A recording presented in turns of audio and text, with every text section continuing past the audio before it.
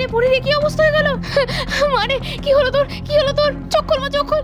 না কি করবো? দিদিভাই হাত পা ঠান্ডা হয়ে যাচ্ছে, ওই জন্য নীল হয়ে যাচ্ছে। তাড়াতাড়ি করে শেক দাও ভালো করে। বুনু ওঠ, বুনু শিগগিরই ওঠ। কোনো চিন্তা নেই বৌদি ভাই, সব ঠিক হয়ে যাবে এক্ষুনি। তাড়াতাড়ি শেক দাও, বেশি করে শেক দাও।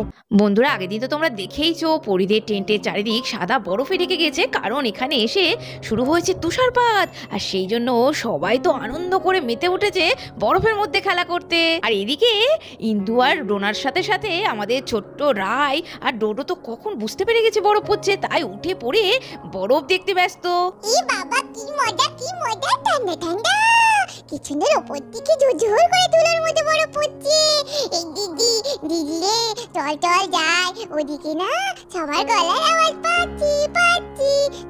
চল না, আমরা দেখি ভালো খেলা আছে। দেখ গায়ে বরফ পড়ছে। এই বলে ডোডো আর রায় তো বাইরে চলে এলো। সেই দেখে তো ইন্দু চিল্লাতে লাগলো, ওরে যাস না ঠান্ডার মধ্যে যাস না। হে ভগবান, এই ছেলে মেয়ে দুটোকে কে টাকায় ডোনারে?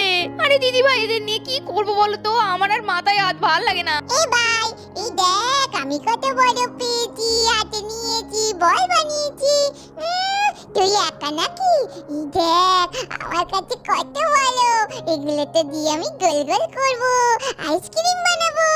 এই ছোট না ছোট, এই নে। আমাকে বরফ দিস না, চিৎ করছে। নে দিদি, দেখ আমি তোর বরফ তোকে ফিরিয়ে দিলাম। এই নে। ওরে বাবা ভাই, ওরকম করিস না। আমি মামাম, দেখো ভাই কি করছে, আমার গায়ে বরফ দিয়ে দিচ্ছে। আর এদিকে ডোনা তো ট্রেন থেকে দৌড়াতে বেরিয়ে এলো রায় আর ডোডোর জন্য। এই চল ঠান্ডা লেগে যাবে। এই মেয়েটা কি বদমাশ হয়েছে, ভাই শুদ্ধ নিয়ে চলে এলো। আমি আর দিদি খুব আনন্দ করছি, থাক না একটু খেলি না গো, কিছু হবে না। এই হ্যাঁ, তোরা এইটুকু ছেলে মেয়ে? হ্যাঁ রে, এখন যদি কেঁপে জ্বর আসে, এই বাইরে এসেছি, কোথায় তার ঠিক নেই, ডাক্তার বুদ্ধি নেই, এখানে ওষুধ পালাও সব আনিনি, তখন আমি কি করবো? হ্যাঁ কোনো কিছু কথাবার্তা শুনবে না, যা ইচ্ছা তাই করবে। কান জলে মেরে এখানে শুয়ে দেবো, চল। এই দিদি চল, মা লেগে গেছে, কান জলে মেলে ফাটিয়ে দেবে বলছে। চল ভাই চল, দরকার নেই, মাম্মাম খুব লাগি। এই বলে রায় তো বাধ্যমের মতো মায়ের কোলে চলে গেল, সঙ্গে ডোডো। আর এদিকে বরফে পুচকে পাচকারা সব তো দারুণ মজা করে খেলা করছে। কি মজা, আমি তো বরফ দিয়ে বল বানিয়েছি। ও বুদ্ধু দাদা, তোমার দূরবীন দিয়ে আর কত দেখবে, এবার একটু বরফ নিয়ে তো খেলা করতে পারো। কি সুন্দর, কত বরফ, কি সুন্দর উপর থেকে ঝাঝার করে বরফগুলো পড়ছে। আমাদের ওখানে কত সুন্দর যেমন বৃষ্টি হয়, তেমনই এখানে বরফ পড়ে। আরে ও তুলি দিদি, ওখানে দাঁড়িয়ে কি করছো? এসো একটু বরফ নিয়ে খেলাতে করো। এই বলেই পরি তো একটা বরফের দলা পুলির গায়ে ছুঁড়ে মারলো। কি মজা আমি দিয়েছি। আর মেরে ঝেড়ে দৌড় মেরে পালাতে গেল, কিন্তু তুলিও তো কম যায় না, বুনুর পেছন ধাওয়া করতে লাগলো। এই শোন, পালাচ্ছিস কোথায়? এই বলে খপ করে গিয়ে পরীকে তুলি চেপে ধরলো। ওরে বাবা রে, তুলি দিদি চালো, আমায় বরফ দিও না গো, আমার ভুল হয়ে গেছে, আর কখনো তোমায় বরফ দেব না। দেওয়ার বেলা মনে ছিল না, এবার নে তবে বরফ। খুব চিৎ। এদিকে সব বাচ্চারা মজা করে খেলছে, আর এমন সময় হঠাৎই হেনার তো ঈশার কথা মনে পড়ে গেল। আরে কি ব্যাপার, এত হুটোপাটা হচ্ছে, আর আমাদের ঈশা মহারানীর এখনো কোনো পাত্তা নেই। ওরে বাবা, এই তো নাক ডেকে ঘুমোচ্ছে। ওরে ঈশা, মুষের মতো ঘুমোচ্ছে গো। আরে বাইরে তো সব দেখ, তুই যে জন্য এলি আর তুই ঘুমোচ্ছিস। এই কি বলছিস রে বাবা, ঠান্ডা ওয়েদার, কি শান্তি ঘুমিয়ে, এর মধ্যে ডাকছিস কেন? আজকে তো কোনো ঝামেলা নেই রে। আরে তোর যদি ঘুমানোর এত দরকার ছিল তাহলে এখানে এলি কেন? বাড়িতে খাটে গিয়ে ঘুমোলেই তো পারতিস। আরে দেখ, বাইরে সাদা স্নোফল হচ্ছে। হ্যাঁ কি বলছিস? উমা, স্নোফল হচ্ছে, দেখি। ওরে বাবা, কি সুন্দর সাদা স্নো পড়ছে। হেনা, রনি, ভিকিদা ওরা ওঠেনি? এত সুন্দর জিনিস মিস করে যাবে তো। ওটা চল দেখি কি করছে ওরা। ওরে বাবা, নিজে তো নাক ডেকে ঘুমোচ্ছিলি, হ্যাঁ আমি ডেকে দিলাম তাই তুই আবার আশা করছিস তোর বর তাড়াতাড়ি উঠবে? দুটো তো সেম গোত্রীয়। তোর সঙ্গে কথা বলে লাভ নেই, আমি যাই ওদের ডেকে নিয়ে আসি, নাহলে আসল মজাটাই হবে না। ও রানী বাবু উঠেছেন? কই নয়। আচ্ছা ঈশা, তোর কি কোনো বুদ্ধি শুদ্ধি নেই রে? হ্যাঁ, ওরা কালকে কত কাজ করেছে, তোর কোনো আইডিয়া আছে? বাসে করে আসা, তারপরে সবাইকে নামানো, জায়গা মতো ব্যবস্থা করা, টেন্ট বানানো, কোথার থেকে কাঠকুটুরি নিয়ে আসানো, আগুন জ্বালানো। আরে ওরা একটু ঘুমোচ্ছে শান্তি করে, একটু ঘুমোতে তো দিবি।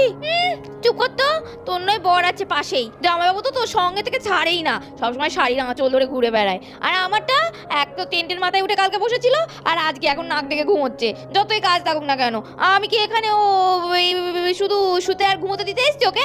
না না, হবে না হবে না। ও এই এই রনিবাবু, বেরোন বেরোন, দেখুন দেখুন কি সুন্দর স্নোফল হচ্ছে চারিদিকে, সাদা সাদা বরফে সব ঢেকে গিয়েছে, যেন কোথায় কল্পনার দেশে চলে এসেছি। সত্যি ঈশা না একটা পাগলি। ওরে বাবা, ও বিয়ে করার পর মনে হয় বরকে এক মিনিটও কোথাও থাকতে দেবে না। আরে ঈশা, কি ব্যাপার, তুমি এত সকাল সকাল উঠে পড়েছো? আমি তো জানি তুমি এত সকালে ওঠো না। আরে ভিকিদা, তুমি কি চোখে কি চশমা না সানগ্লাস পরে আছো? তাকিয়ে দেখো, চারিদিক কি সুন্দর সাদা বরফ পড়ছে গো, বরফ। এখানে তো বরফ পড়বেই, আমরা তো এটা দেখার জন্যই তো এখানে এসেছি। তো তুমি নয় জানতে, কিন্তু তোমার ভাইটাকে একটু তুলে দাও না, আমরা তো জানতাম না।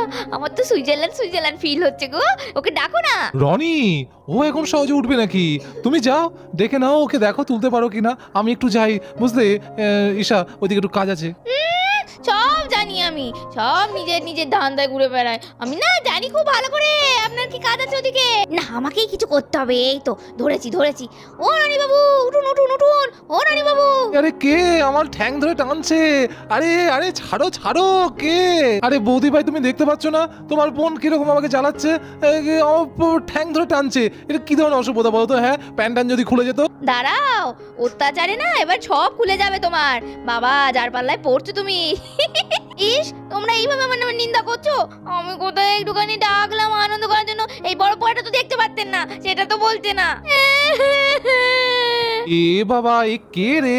আরে থামো থামো, মরা কান্না কেঁদো না, আমি বেঁচে আছি এখনো। বুঝবো কি করে বেঁচে আছেন? এতক্ষণ তো মরার মতো শুয়েছিলেন। আমি ডাকলাম ট্যাগ ধরে তাই, আর বলতে এলাম বলে খারাপ হয়ে গেলাম। কোথায় এই এত সুন্দর ওয়েদারটা মিশে গেলে? হ্যাঁ, পরে তো বলতেন যে নিজে নিজে দেখলে আনন্দ করলে, আমার ডাকলে না। আচ্ছা বাবা, আমার ঘাট হয়েছে। আচ্ছা ঠিক আছে, চলো চলো চলো, পাহাড়ের ওই দিকটাতে যাই, খুব সুন্দর স্নোফল হচ্ছে ওইদিকে, ওই দিকটা আমরা দেখি একটু ভালো করে। হ্যাঁ ঠিক ঠিক ঠিক, চলো চলো চলো, ওই দিকটা বেশ ফাঁকা আছে, এদিকে সব লোকজন ছেলেপুলে ভর্তি, আমরা চলো ওদিকে যাই। এই বলে আমাদের ঈশা তোর অনেকে নিয়ে চলে গেল পাহাড়ের ওই কোলে, আর বরফের মধ্যে দুজনা বসে জুড়ে দিল গল্প। আচ্ছা রনি বাবু, আমরা যদি সারা জীবনের জন্য এইখানে একটা ছোট্ট কুড়ে ঘর বানিয়ে থাকতাম, শুধু আমি আর আপনি, কেউ থাকবে না, কেউ ডিস্টার্ব করবে না, কেউ আসবে না। আরে তাহলে আমরা খাবো কি? আর এখানে কিছু হলে কেউ তো জানতেই পারবে না, আমরা তো মরে পড়ে থাকবো। বালাই ষাট, এরকম কথাবার্তা বলবেন না তো। আরে বাবা, আমি কি সে কথা বলেছি? আমরা সবকিছু খাবার দাবার ব্যবস্থা করে রাখবো আগে থেকে, দিয়ে এখানে থাকবো। আর ফোন আছে, এখনকার ফোনের যুগ, কিছু হলে ফোনে ডাক দেবো, চলে আসবে লোকজন। কিন্তু পার্সোনাল ভাবে থাকলে কি আনন্দটাই হবে। এরকম রোজ সকালবেলা বরফ পড়া দেখবো, রোজ বল নিয়ে খেলা করবো। বাপরে, তা এতক্ষণে আমার কথা মনে পড়লো তাই তো? আসার সময় হলো। হ্যাঁ, আমি তাই ভাবছি যে এদিকে ঈশাও ঘুমাচ্ছে, রনিও তো নিশ্চয়ই ঘুমোচ্ছে, আর আপনি ওদের সঙ্গে তাল মিলিয়ে ঘুমোচ্ছেন, পুরো একদম কুম্ভকর্ণ। আরে হেনা, তুমি না আমাকে ডাকতে পারোনি এতক্ষণ ধরে? আমি নাই ঘুমোচ্ছিলাম, একটু ডাকতে তো পারতে। বাবা, আমি আবার কি ডাকবো?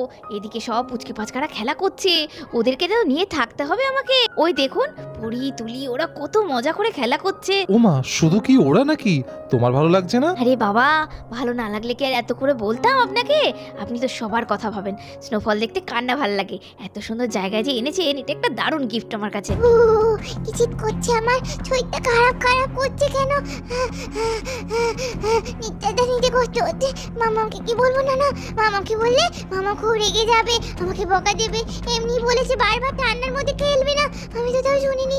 আমি বরং এমএলএ দিকেই বলি। ও এমএলএ দি, আমার শরীরটা খুব খারাপ করছে জানো তো। মা, কি হয়েছে তোর আবার? আমার না খুব শরীর খারাপ করছে।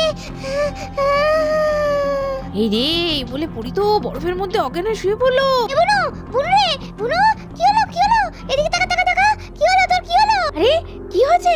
এ তোরি কি হয়েছে রে? আলে হেনা মাসিমণি, দেখো না, বুনু অজ্ঞান হয়ে পড়ে গেছে। বিকি আঙ্কেল, দেখো না কি হলো ওর। একি পড়ি রে, এই পড়ি, কি হলো? ওমা, ওর গা হাত পা তো ঠান্ডা হয়ে গেছে, মাথা সব ঠান্ডা, ও তো ঘামছে। এই কি কি হলো? নিশ্চয়ই খুব শরীর খারাপ। ও বৌদি ভাই শিগগিরই এদিকে এসো, পরি অসুস্থ হয়ে পড়েছে। ও বিকি বাবু দেখুন ও এরকম করছে কেন? ওকে তাড়াতাড়ি ঘরে নিয়ে চলুন। আরে দাঁড়াও, চিন্তা করো না, আমি আছি তো। আরে বরফের মধ্যে এতক্ষণ খেলা করছে, ঠান্ডা লেগে নিউমোনিয়া হয়ে যেতে পারে। আরে তাড়াতাড়ি ওকে নিয়ে চলো দেখি। মাসিমণি শিগগির চলো। কাম্মা বুনো অসুস্থ হয়ে পড়েছে, শিগগির চলো। ওমা, এই কি সব বললো? এই পরি কি হলো? পরি কি হচ্ছে? মানে তোর কি হলো? ওমা গো, মেয়ে তো নীল হয়ে যাচ্ছে। না ওরকম করছে কেন? ও বিকি, কিছু করো, তোমরা তো ডাক্তার। মেয়েটা আমার কেমন ফ্যাকাশ হয়ে যাচ্ছে। ঠান্ডার মধ্যে আমি বারবার বারণ করি, কোনো কথা শুনে না আমার। দেখলি মা, এই দেখি আনন্দ করতে এসে ঘুরতে এসে এখন এরম যদি হয় তাহলে কি হবে বলো তো? হেনা কিছু একটা কর। আরে কোনো চিন্তা করতে হবে না, আমি তো আছি, ওদিকে রাজও আছে। আরে হেনা, তাড়াতাড়ি পরীকে টেন্টের ভেতরে নিয়ে চলো, একটু আগুন জ্বালাতে হবে। বৌদি ভাই, ও একটা হেরিকেন আমাদের আনা আছে, ওই হেরিকেনটা তাড়াতাড়ি নিয়ে এসো। একটু আগুনের গরম শ্যাক করে ওকে গায়ে হাতে পায়ে দিতে হবে। হেনা তুই ওকে নিয়ে যা ঘরের ভেতরে, কম্বল মম্বল যা পারে চাপাতে। হ্যাঁ বিকি, আমি এক্ষুনি হেরিকেন নিয়ে আসছি। হে ভগবান, এখনই তেল ফুরোতে হলো। হেনা, বিকি তো গেল, কোথা থেকে একটু জোগাড় করতে পারবে তো হেরিকেনটা? বৌদি ভাই, এত চিন্তা করো না, সব ঠিক হবে। যাই তাড়াতাড়ি, অনেকটা দেরি হয়ে গেল। বৌদি ভাই, এই তো হেরিকেনে তেল পুড়ে নিয়ে চলে এসেছি, হেরিকেন জ্বালিয়ে নিয়ে এসেছি। তাড়াতাড়ি শ্যাক করো। হেনা একটু গরম শ্যাক করে দাও, ওর বুকে পিঠে মাথায় সব জায়গায় একটু ভালো করে শ্যাক করে দাও। এই বলে ইন্দু, ডোনা, হেনা সবাই মিলে পরীকে তো গরম তার দিতে লাগলো। আচ্ছা বৌদি ভাই, একটু ভালো করে শ্যাক দাও, ওর বুকে পিঠে মাথায় ঘাড়া গায়ে একটু ভালো করে গরম শ্যাক দিয়ে ওর শরীরটাকে গরম করতে হবে, যে করেই হোক। হ্যাঁ বিকি, তোমার কথা মতো চেষ্টা তো করছি, ও তো গরম হচ্ছে না, নীল হয়ে যাচ্ছে। এতে কাজ হবে তো বিকি? ও বিকি, আমার খুব ভয় করছে যে। এ বুনো আরে বৌদি ভাই, তুমি এত ভেঙে পড়লে কি করে হবে? মেয়েকে সামলাও, সব ঠিক হয়ে যাবে। এই বলে সবাই মিলে পরীর গায়ে হাত পায়ে বেশি করে আগুনে তাপ দিতে লাগলো। আর পরী আস্তে আস্তে জ্ঞান ফিরে পেল। মামা, আমার শরীরটা খারাপ করছিল মামা। এই তো পরী কথা বললো। এই তো বিকি কাজ হচ্ছে বিকি। হ্যাঁ, ওর জ্ঞান ফিরে এসেছে।